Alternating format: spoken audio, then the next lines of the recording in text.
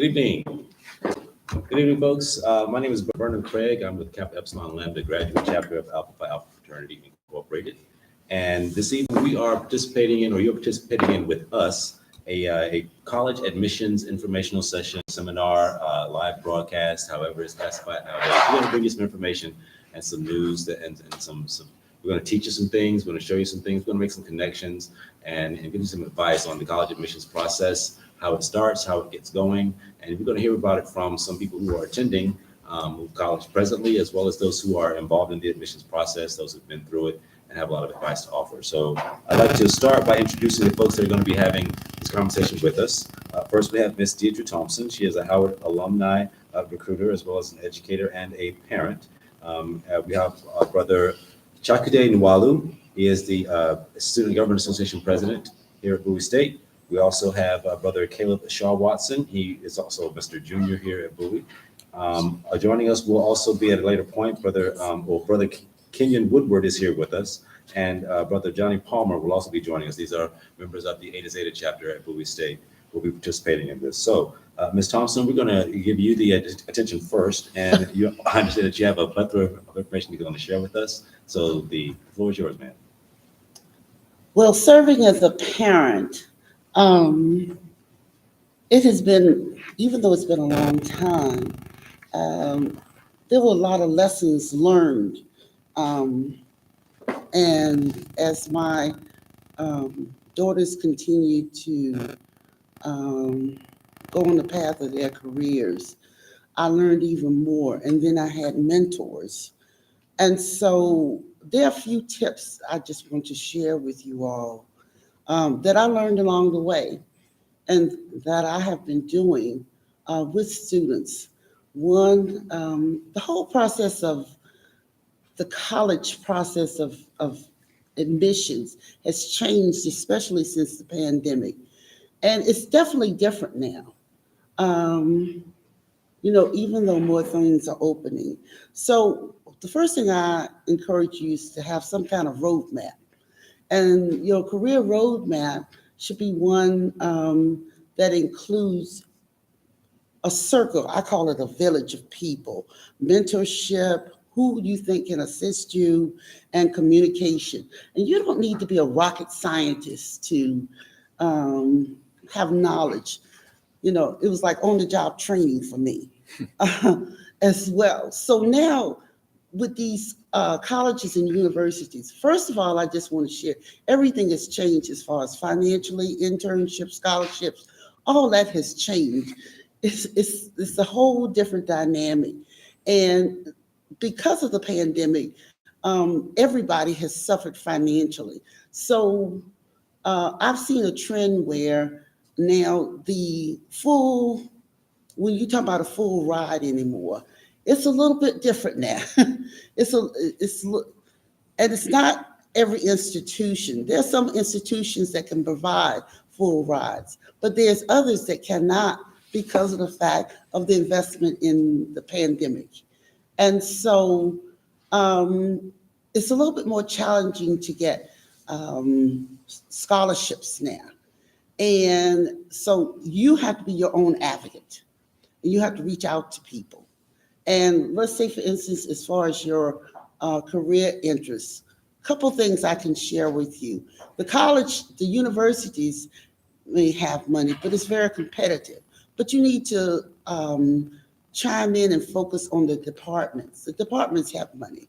And there are people in the departments that's what they do. So I encourage you to do that because the whole college process is one that your application goes through the university, but many times the departments are the ones that make the final choice and making the decisions. So you need to start forming relationships early in the game with departments, talking to the people, find out who is in there, who you can network with, and stay in touch.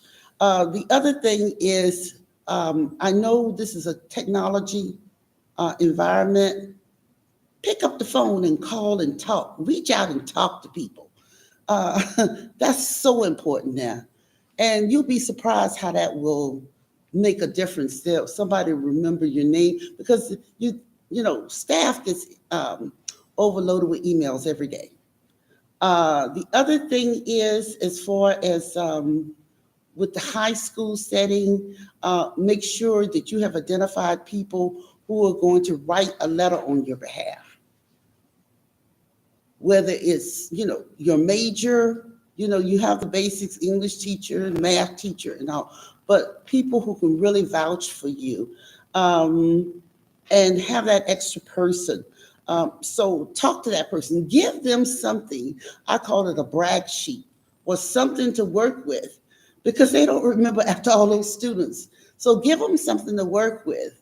Just don't say, I need a letter of recommendation. The other thing is, and this is something I was taught, look at your, most schools have senior awards. I remember somebody told me to do that. And, I was going to the senior awards program early in the years, my daughters. So by the time they got to the 12th grade year, they knew exactly what scholarships to go after. And one thing, it takes 10 scholarships to get one. Apply to 10 scholarships to get one. Just because you qualify, does that mean you're going to get it? Because it's based on a lot of things.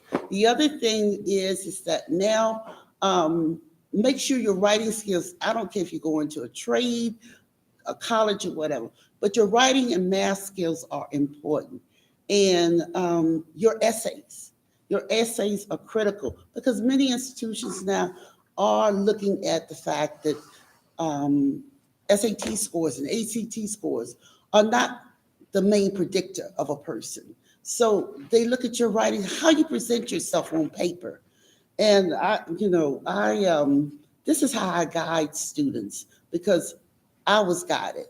Those are some of the main, because I don't want to take up any more time, but some of these things are important. And when you do an essay, the standard essay, unless they tell you differently in the application, you're going to, there are a couple of questions. How did you come about your career interests? You don't have to have a hard, fast major going into school, but was it a relative you like what they did, or some kind of experience, or something that you learn on your own? How did you come about that interest? And then from there, you write what your contribution could be made to wherever the institutions are, putting your skill set, because this is, building your career too. Employers now looking at skill sets. So what skills do you bring to the university? And then, what can the university bring to you to help build on it? And then the last thing is community. How are you going to get back? And so if you remember those things in an essay, it's a winner. It's a winner standard. And so these are some of the little tips, just little minor tips, learn along the way. But these are some of the things that I learned. And the biggest thing is how to present yourself. Like I said, you don't have to be a rocket scientist at all. Just ask a question, and one question leads to another question to leads to another question, and start networking. Networking gets you a long way. It leads you. Yes, there are many people out that have qualifications, but it's who you know. That old saying is who you know. That has not changed, especially in this day and time. So these are my words of wisdom to you. I'm always here to help young people. A little slower now, but I'm always here to help young people and to guide them through, because the whole higher ed process is it's complex, and it's it's about business and how you kind of guide yourself through that. Like I said, the whole system, that whole journey, and help also build yourself. So those are things that, hope I didn't take too much time. Things that I wanted to share with you Um, and like I say, communication, wrap up, communication, networking, mentorship. You'll be surprised. Mentorship, all these things will guide you through this process because it's like they'll pull you along the way. Once you network with somebody, then they network and they'll tell you about it. And everything is not on technology. It's the things you'll be surprised what's out there. But if you network, you can find out a lot of information, and it can lead to, in the end, employment or wherever you want to go. It can lead to that.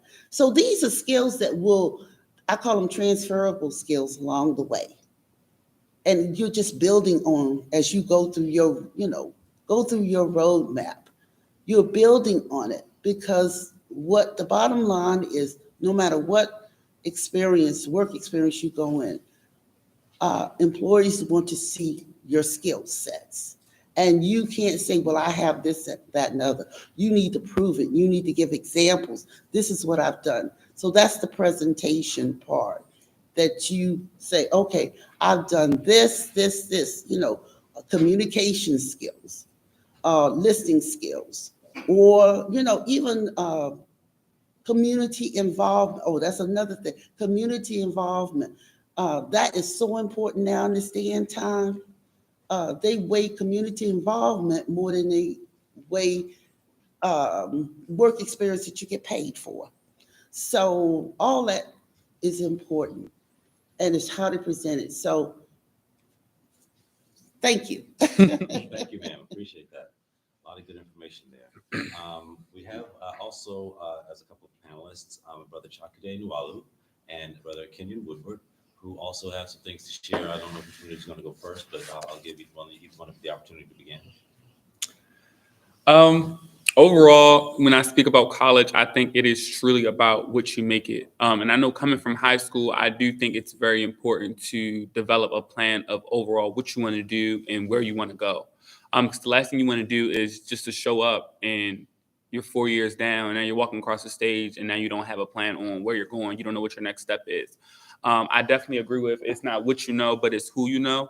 And definitely make sure you put yourself out there and connect with as many people as you can from the moment you graduate to the moment you touch down to whatever institution you decide to go to. Me personally, when I first got here at the illustrious Bowie State University, it took me some time to really figure out where I wanted to go. When I first got here, my major was accounting. Now I'm a communications major because that's what I know is going to work best for me. I know that's what's going to get me down the path I want to go to. I've made amazing connections here at Bowie State, connecting with not only my professors, but with my advisors, meeting people at career fairs, org fairs, the whole nine. I think also get involved in as many clubs as you can to truly, like I said, network and really get to know people all over your campus, because you may meet someone that knows someone that will take you to where you want to go. And you can add on to that.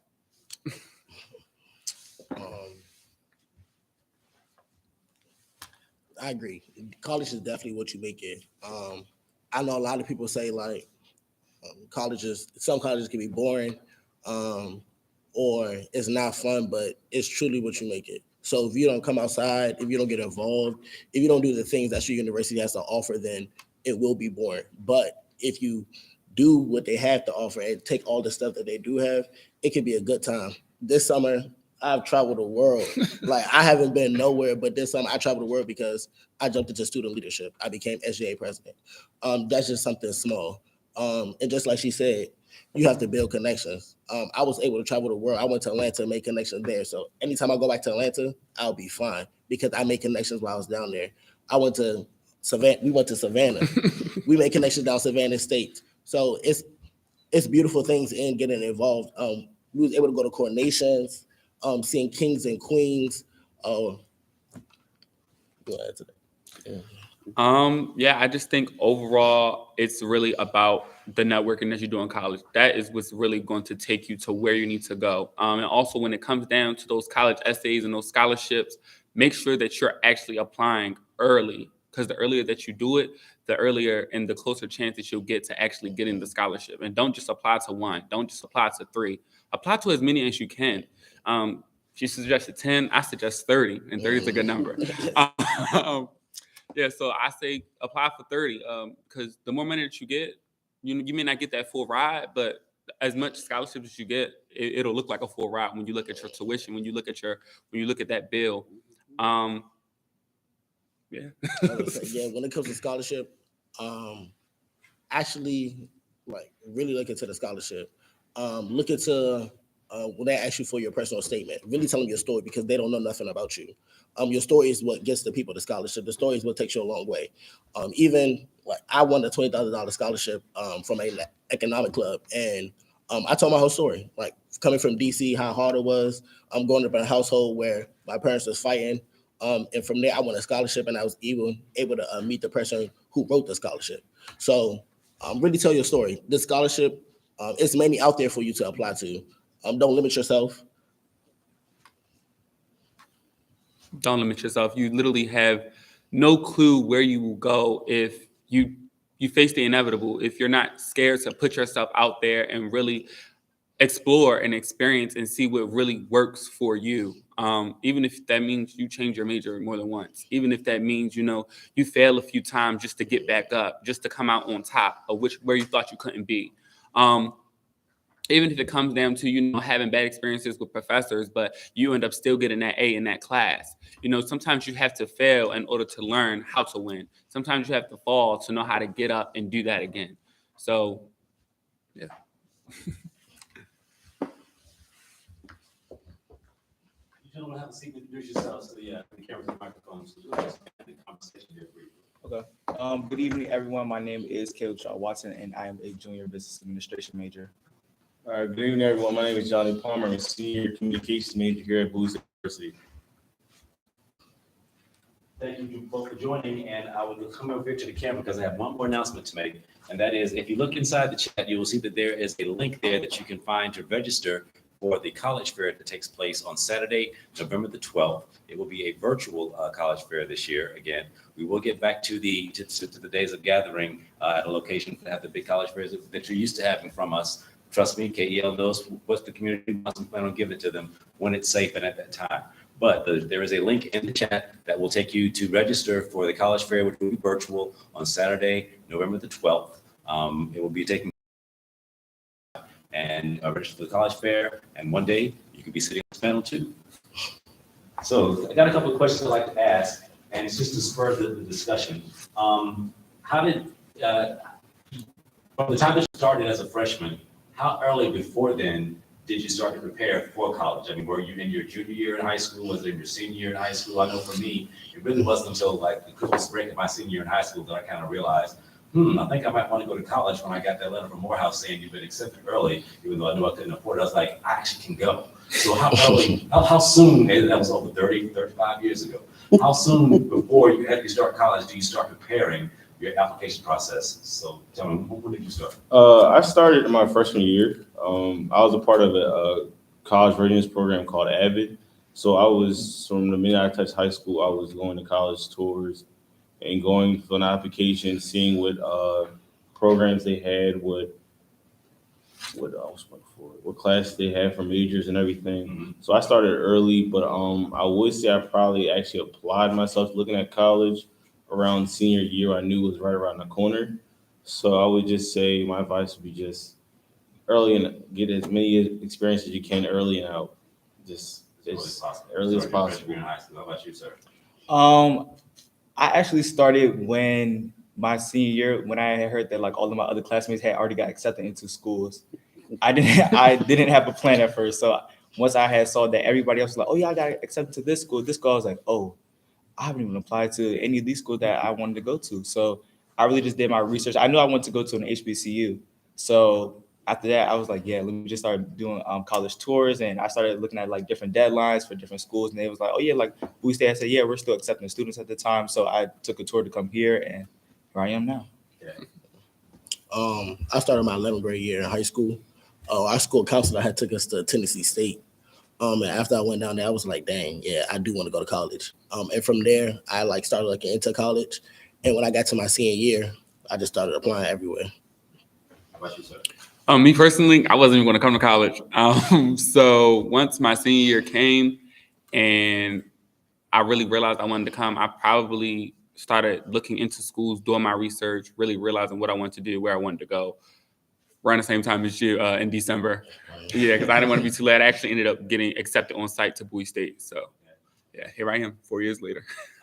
You mentioned that you actually changed your major. So how soon did you select a major, and how many times has it changed? I myself, I was a civil engineering major from South Carolina State, and I had to be a civil engineering major from day one because, well, back then in '92, I let's say '88, my mother decided what my major was going to be. So that was some of the best advice she ever gave me. But when did you decide your major, and how often has it changed? I mean, what maybe causes your major to change? Because I know a lot of people are wondering, how do I go to college and decide on day one what I want to be 4 years later? Mm-hmm. So that's really a hard call. I mean, 4 years ago, I'm not the person now that I was then. I'm not the person that I will be 4 years from now. It could be my interests, it could be my connections, it could be my place in life.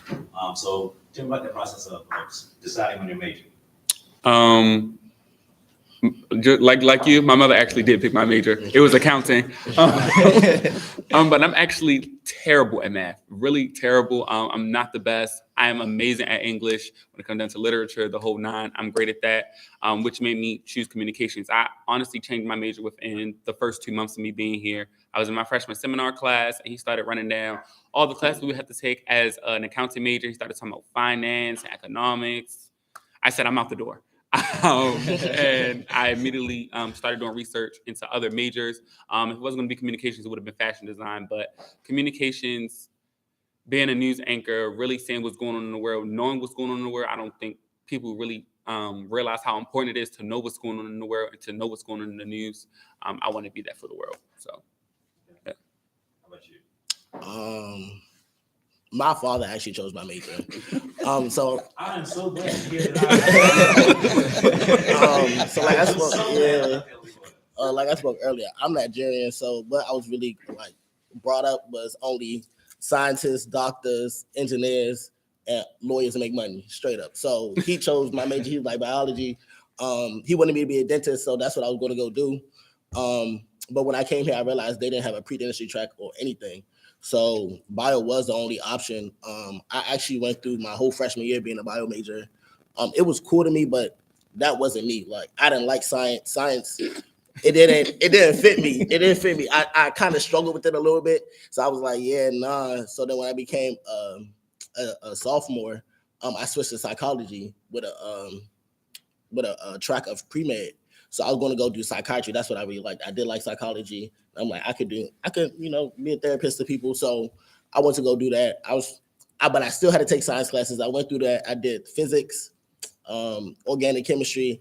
Then I realized I was like, nah, like I just can't. I can't please nobody else. Like, it's my life. So I really had to I thought to myself, and I was like, dang, I really like fashion design. Like, that's what I truly like to do. I like to sew. I like to style. So I went and I got a minor in fashion design, and I'm making clothes now. We here and there. It's gonna take us some years to get used to. When he see the money, then he gonna be for me. But so I actually was a VCDMA major, which is basically getting into like a little bit of fashion and arts and stuff like that. My spring of my freshman year, I had changed it because I really thought about it, and I also had a conversation with my sister, and we had discussed it, and we had talked about like, you have more options with being like a business major because you can literally get almost every single job that you want. So I really thought about it, and I was like, I might as well be a business major rather than like a VCDMA major. So. Okay. Oh, I've been the same major ever since I got here. So I just knew when you arrived. Yeah, I knew. I said I like to talk, so I might as well become a communication major. So I just tell the ones looking into college, it's 2022. Whatever your interest is, you can make money from it. You just have to research what that is and turn it and monetize it into a business. Interesting. Ms. Thompson, are you hearing things from these young men that you hear in other places? All the time. In fact, my grandson, I thought I would used to take him because I teach psychology and in research. So I used to take him to all the conferences, science stuff. And both his parents are engineers. They graduated from A&T. He went in a totally different direction. He's in sports management. I what can I say? You know.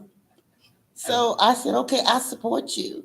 So he's in this right now. I just don't he's having too much fun.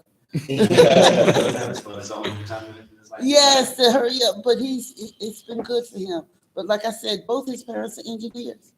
So I thought, okay, being a grandmother, he went totally left on me. I've got a couple of questions. I get to those. Do you have? I just went through. Do you have any advice on selecting a major? Is one question that came. And are there any pointers for transfer students on scholarship? Are there any transfer students? No, the only experience, because I do work at a community college, you have to have a 2.5. And that is a 2.5. A 2.5 to transfer. They do have scholarships, but you have to inquire. You definitely have to inquire. Scholarship research is probably one of the biggest mysteries. You guys are all shaking your head north-south, so I guess you all understand that struggle. Talk about your scholarship research hunt and either how it's going or how it started and how it went.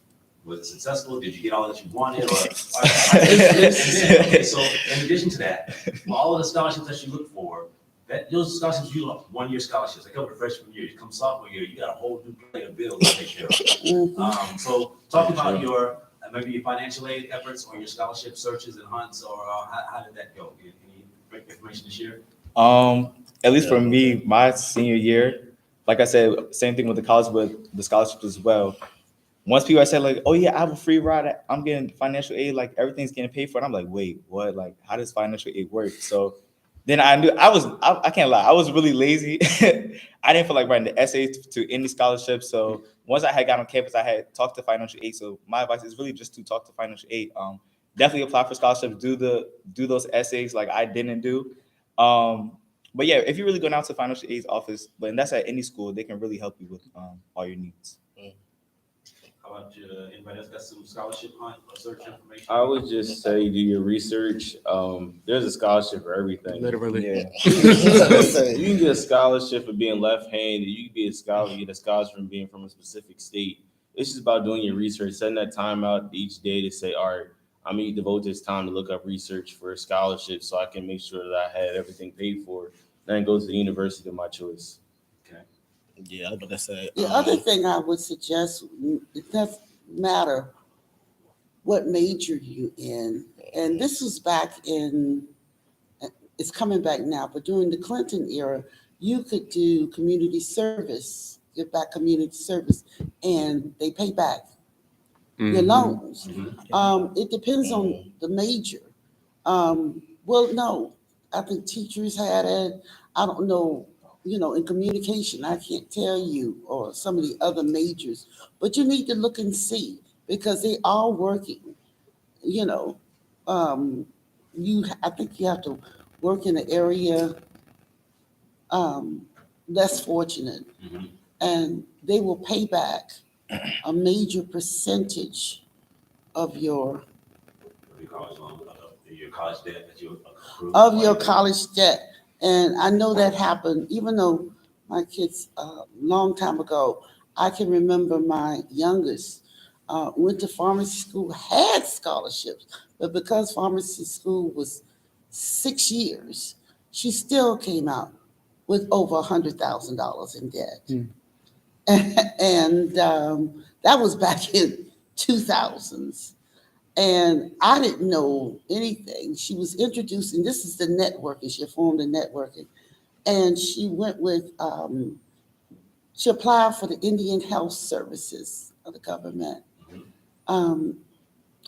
She did whatever she did, service, community service. And they paid back every penny.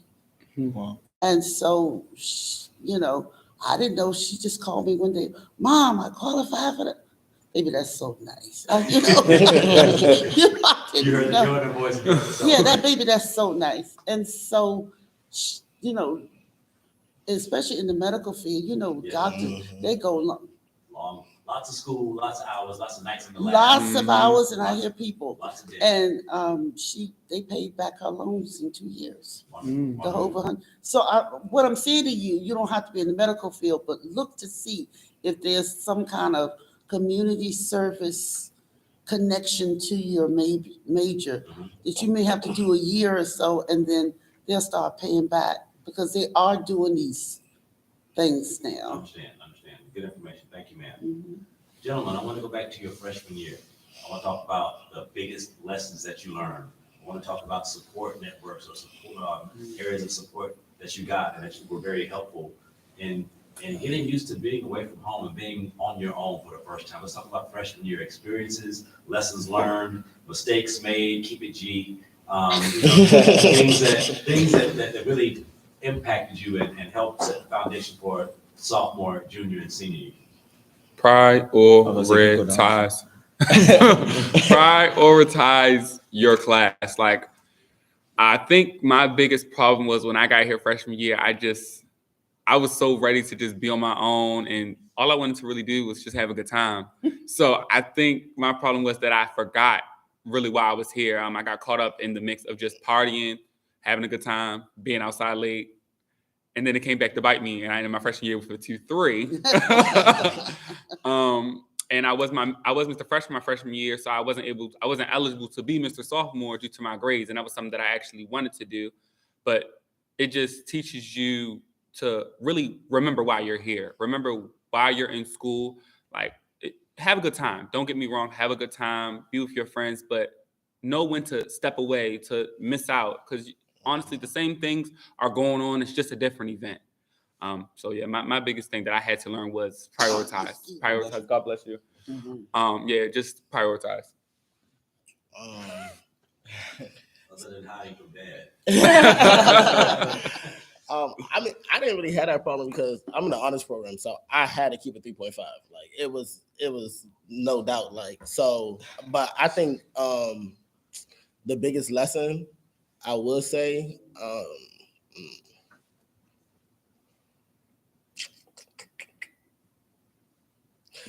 I had to learn not to really give up on myself. So I had ran from as a freshman and I had lost. And when I lost, I was like, dang, I ain't never lost nothing. I was homecoming king. Like I won many things. So when I lost as a freshman, I gave up. I'm like, oh, I'm not doing another position. Like this is it. Like I'ma just be a regular student. But somebody really has to remind me. It was like, maybe that wasn't for you. Maybe you had a different route. Like you need to try something different. So then I wanted to be sophomore class vice president and I won. So I had to learn not to give up myself and keep pushing, even when my mind told me something different. Definitely big on what both of you guys said, but my problem was I spent a lot of money my freshman year, so and it was just on so much like unnecessary things. Like when the new pair of shoes came out, I was like, oh yeah, I got to get those. Didn't even wear those. Like just got it just to get it. So definitely like save your pennies, stack your coins up, because as you get older and as you become like a sophomore, junior, senior, I can't speak on senior, but you have this like, hold on. Let me get myself together.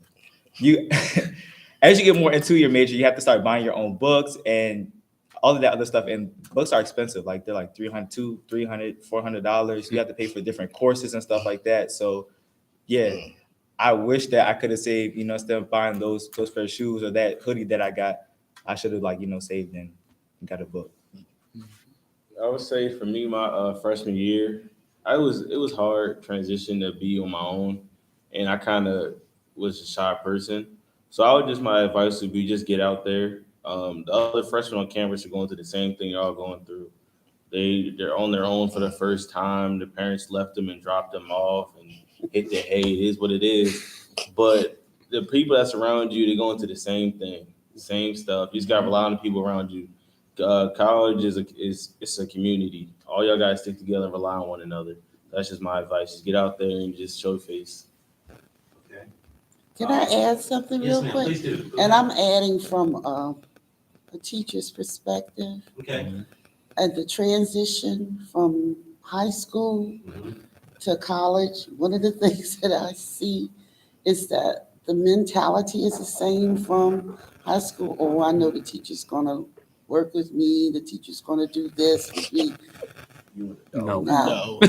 No, incorrect. And so when they say there's a due date, when they say there's this, if you're having trouble, one of the things I suggest, even though you've been doing individually and you've been doing things and you get an A just for this, there's no extra credit in college. Because I tell my students, you can't do the regular work.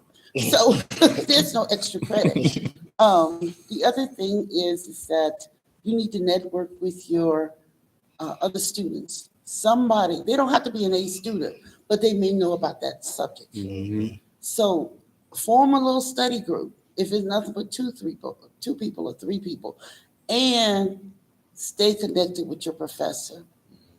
There's an underlying theme here, and I'm starting to feel it. It's almost like no man is an island, and no one person is an island.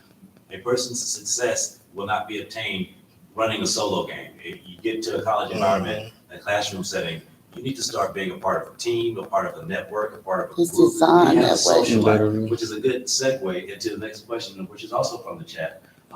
Can you guys talk about how you balance your social life and your academic needs? Because social life doesn't necessarily have a need per se, but your academics has needs. You got due dates, you got you want to do quality work products, you got schedules to meet.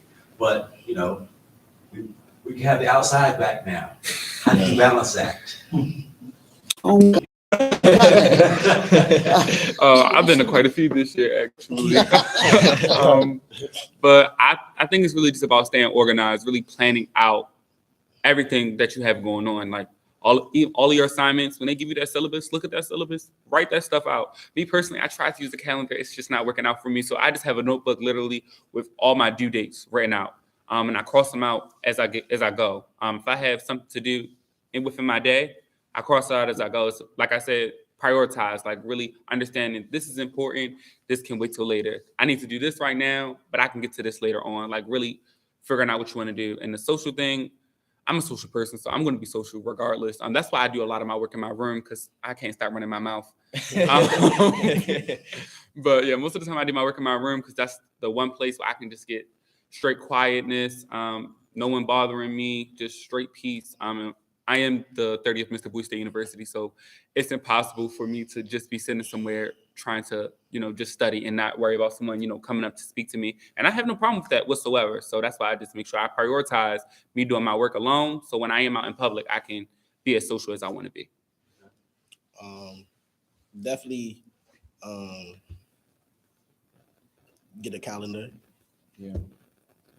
I have one in my room. I have one in my office. My phone, like I'm tripled up because, like he said, he's the third. I'm SJ president. Like I always have a meeting to go to, so I try to my best to use my calendar. Use my chief of staff even got us on the time tree, so like, she be sending that stuff too. And like that also like use your peers. Some of the peers are taking the same classes you're taking. Some of the peers are in your major. Some of the peers really just want to see you succeed. So use your peers to actually like, okay, y'all keep me accountable. I got homework this time. I got the homework this time. Oh, I got a test next week. Can somebody help me study? Oh, I know this is tonight. So can somebody, if I need help, can somebody wake me up early in the morning so we can bang this out so I can go to the event tonight? So that's use your peers. I would definitely. Yeah. I would say use the calendar that you have on your phone. I mean, you already bought a whole iPhone or like an Android, whatever you guys have, it all comes with a calendar. So what I do is I always write down like all the events that I have for the day or for the night. Homework that's due, I'll write that down as soon as I get it, or like meetings that I have to attend to. And yeah, just use the calendar that you have on your phone. Mm-hmm. All right, so I'm not gonna water it down. If you fail a class, you still got to pay the bread. And that's just what it is. That's true. So say that again. if you fail a If you class, fail a you class, still have to pay the bread. you Financial still have aid. to pay the You bread. still owe financial aid that money. It's dumb. So I would say that should be enough motivation. In addition, now I remember when I was in school, if you got an F, that F stayed as a part of your GPA calculation until you took that class over. Yeah. Literally. Literally. So I personally had a couple of evolutions of chemistry 1. It wasn't until the third evolution that my GPA really saw some some sunrise because I finally got a C after all of those F's, 2 consecutive F's. But the importance is it still costs me. So since you're making that payment, since you're accruing that cost, and you've already acquired that debt to pay for that class, you might as well ride it out and try to avoid the F, or at least get something. Can you still audit the class nowadays? Yes, you can. Okay, and transition to audit. But the important part is, please realize the teachers are getting paid to be there. You are paying to be there. And you might want to make sure you get the most out of your investment, because A to F costs the same. Get the most out of it. And financial aid is different now. If you get so many up, they cut you off. Yeah. So it's different when we went to school together, and people were able to have rent and everything. They've cut it off now. So they are monitored. We have to monitor. If you don't come to class, we have to report to the registrar's office. Any institution that gets financial aid. And so every semester, we have to send in after 3 weeks. If you don't show up, if you come at the last minute, don't do any work, we have to turn you in. I remember in high school, the principal said on freshman day, it was at South Carolina State. The president spoke to us and he said, "Look around, because half of y'all will be gone." That's right. Look to the left, look to the right. And that's the truth. Look to the left, look to the right. A lot of people that were here our freshman year are ceased to exist here. Honestly, I haven't seen them since. Getting to the last portion of our presentation here, can you talk to us about the importance of having some good study habits? How much do you have to modify the way that you study, and how have your study habits evolved? I definitely think you should start with that. So like I said, when I first came here, I was a biology major. So my study had to be on point. I had to study at least 2 hours a day just to retain the information from bio.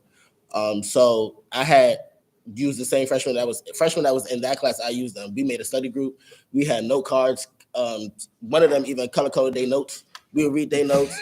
Like studying. I think for each major though, studying is different.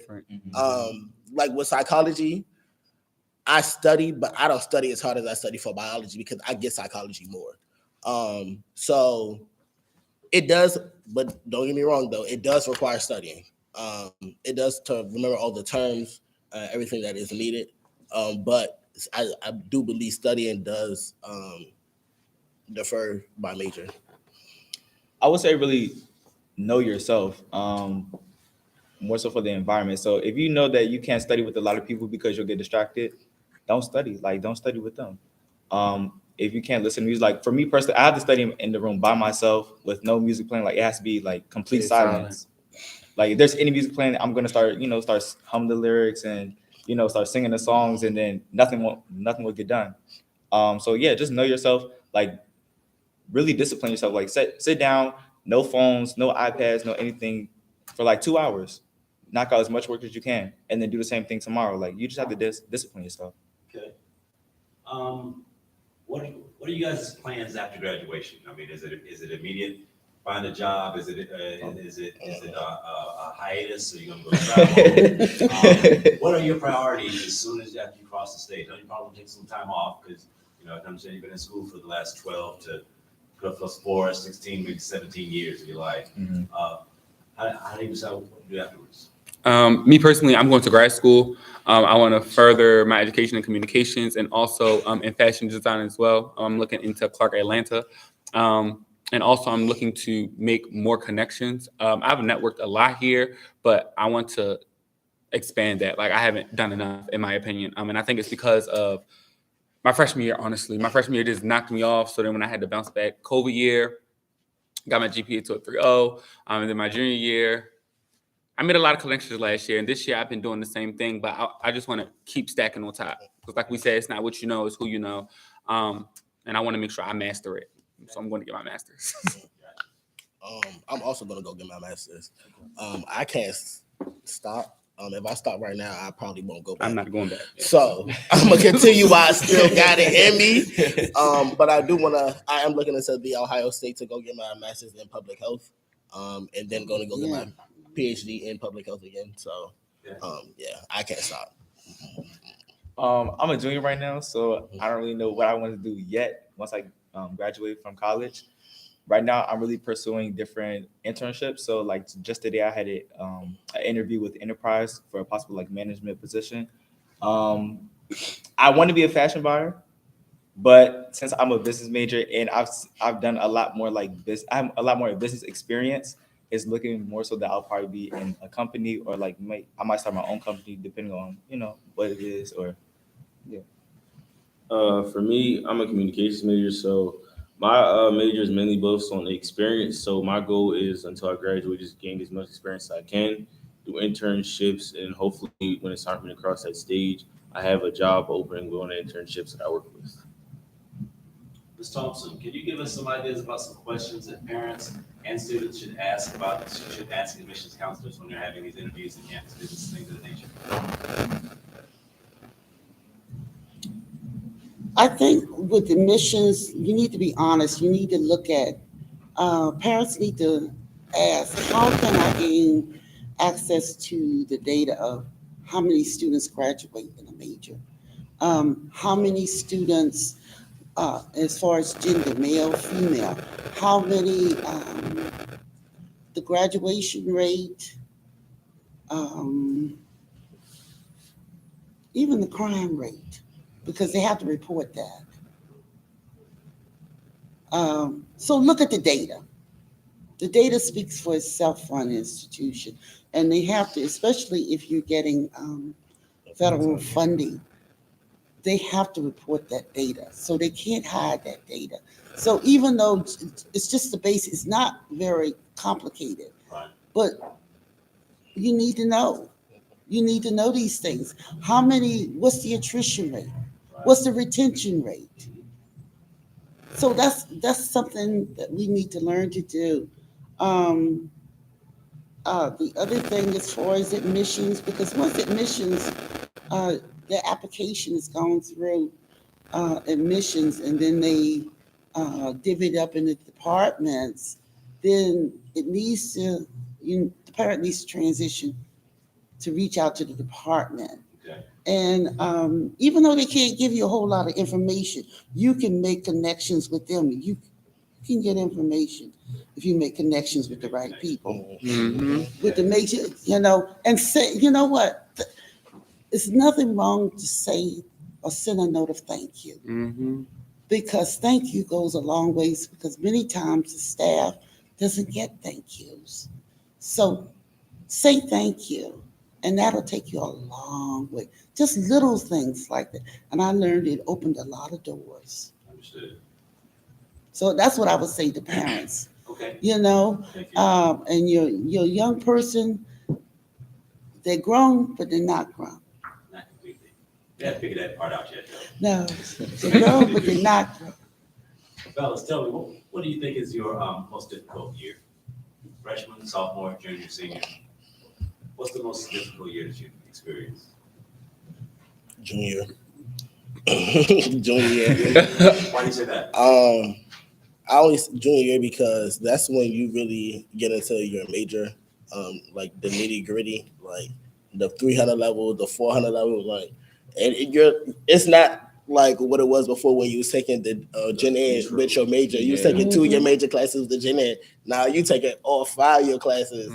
You taking 5, 6 of them trying. So it's definitely the junior year. Freshman year for me, personally, just couldn't get it. I feel like after that, I just knew what I had to do, like no matter what. So as difficult as it got, I really felt like freshman year was my hardest year because I just couldn't get it. I just didn't realize like you're really in school, you really need to focus. It just wasn't clicking for me. But now that I got it, it's like I'm moving like my middle name. When I got that 2-3. Yeah, like I said, sometimes you really have to fall down to really get back up and realize like this is serious. This is a serious matter. And my mother paid for my first 2 years, so I had a scholarship that covered like half, but my mother paid for the other half. So when she saw that, she was not happy. So if I didn't pick up the slack, either I was going to pull out or step it up, and I decided to step it up. Definitely this year, my junior year, only because, like I said, I'm searching for different internships and trying to figure out what I want to do in life after I graduate. I'm starting to get into my major, so it's a lot more discipline where I have to sit down and really just lock in on my homework and stuff, and also having different responsibilities on campus too. So definitely enjoying it. I would say last year was my hardest year. With COVID, that would be my junior year. With COVID happening, it was a lot to say. I was online for a whole year and had to come back around and go back in person. So it was kind of an adjustment to say, all right, Johnny, now you got to wake up, go to class versus just throw a shirt on the pants and I'm in class and work on my laptop. So that was a lot of transition. So I would say that was the hardest thing for me. Let's talk about college life in a COVID environment.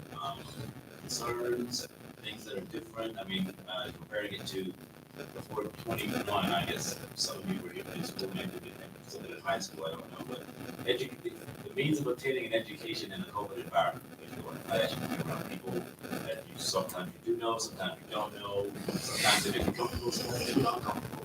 You have teachers that have, COVID concerns, how they try to manage classroom. Any insight into how that is different now that you can share? Well, honestly, my COVID year was great. My classes was We were here. Well, I was not here. you were here COVID year. We were here COVID year. It was great for me. I think that was the easiest year. Yes. And it was a bit aggravating to have to go to class over Zoom, but I also think that Bowie State handled it, and they were taking the safety precautions. They were making sure that everybody would stand 6 feet apart. We couldn't eat in the cafe anymore. There were no in-person classes. So I definitely think they took the right precautions to make sure that everyone was safe during COVID, and they're still taking those safety precautions to ensure that the COVID is not, if someone does catch COVID, they literally have to leave the campus.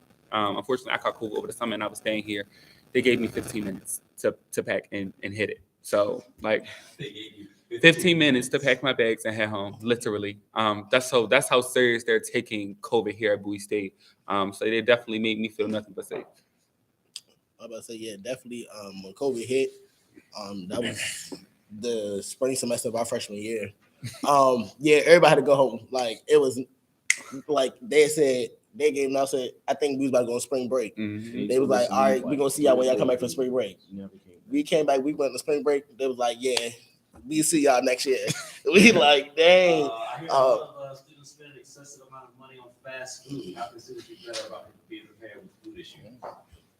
Eat at the cast. Save your money. Yeah. You don't have to go. You don't have to go every day. Yeah, every week. Yeah. And eat because you're hungry. Don't eat because you're bored or Yeah. because you don't have anything else to do. Like freshman 15 is real. Yeah.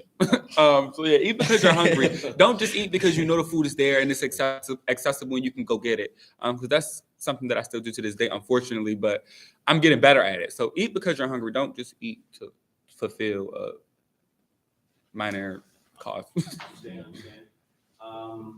Other questions from our chat here. How important is it to establish a connection with your professors and advisors and financial aid professors? Talk about those connections that you have to make. I'm sure you have to get to know them very well. Yeah. With your professors, those say if you're not passing a class or something, and if you communicate with your professors and you let them know I'm really trying my best and I'm trying my best, your professor will work with you. Same with financial aid. As long as you're nice to them, that's what I've learned. You have to be nice to financial aid for them to really look out for scholarships and they can help you. As long as you're nice, as long as you're reaching out to them, when you see them oh, hey, Miss da da da, hey, Mr. Professor, blah blah blah, just be nice to them and be genuine about it. Yeah, I would just say you got to think to yourself, if you're in a major and they're teaching that class, they know what they're talking about. So most times, people who've already been in this field, they're just looking to give back to students and teach them. So try to just be a sponge and learn from them, be around them because they're at where you want to be already, if not way past further. So I would just say get to know them because they already know it. And don't wait till the last minute to get to a professor. If you do that, you just Let it go. Yeah, because we have a book of where we've accumulated excuses. If you wait till the end of the semester to come to a professor, You've earned it. you can forget it. You've earned it. You can forget it. Unless Unless it's something serious, or try to keep them I explain to students, treat your classes like a job. Would you not let your employer know what's going on with you? True. So treat your classes like a job. You're preparing for it anyway. Understand. I want to give one more plug that there's a link in the chat to register for the college fair taking place on Saturday, November the 12th, between the hours of 10 and, okay, I'll ask the questions. How did you choose your electives? They say with electives, it's more, it's your opportunity to step outside your major, opportunity to in the career field that you may or may not want to do. So I would just say elective, just try something different. And I got another question here. Did you focus on taking high level courses in your major, or did you focus on courses that interested you but were unrelated? Me personally, I took the course that was just required, like required for me to get You my. won't graduate if you don't take the courses that are required. Yeah. Yeah, I've taken the courses that are required, and then since I'm communications major, we have we can literally, outside of us taking 2 to 3 communications classes a semester, we can pick any other class other than that. So I was trying to take pottery over the summer. Yes, I really wanted to take pottery. I mean, not pottery. Pilates. Pottery. Yeah. I think that's our time. We're at 8 o'clock. Okay, we're going to wrap this up. Thank you for attending the Kappa Epsilon Lambda, as well as Eta Zeta and Mrs. Thompson's participation in this college admissions preparation seminar. Hope it's been beneficial for you.